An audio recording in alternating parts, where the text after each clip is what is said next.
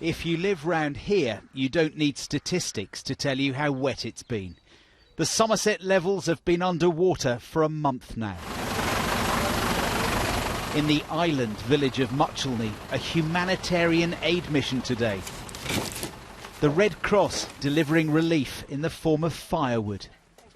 It's getting rid of it and also getting access back into the village. For people like Paul, who's been cut off since New Year, help is urgently needed.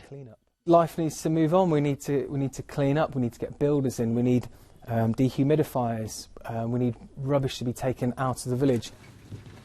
Today, after growing public pressure, help came in camouflage. Commandos deployed to see what they could do to assist. Very early days, literally just been on the ground a couple of hours, and we're yet to report back to see what we actually might be asked to do. But when they did report back this afternoon, the decision was that the military weren't needed after all, and that extra help from the fire service would be enough for now.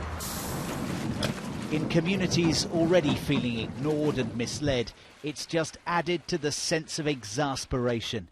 Many believe the offers of assistance have been more about politicians saving face than actually saving people here. I suppose it's because we've had so much media coverage this time. That can be the only difference, because we've never had this before. So that's the reason, I'm sure.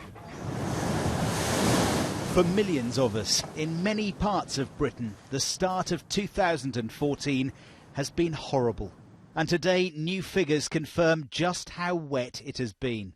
Across the UK, rainfall has been more than a third above the January average. The worst hit areas have been the south and southeast, with twice the normal amount of rainfall, the worst in more than a century. But temperatures have been mild, across the UK averaging just under 5 degrees. And believe it or not, some areas have seen less rain than normal, like northern Scotland, which only had 85% of the usual amount for this time of year. Tonight, large areas of the UK are back on flood alert, with warnings of more heavy rain and high tides this weekend.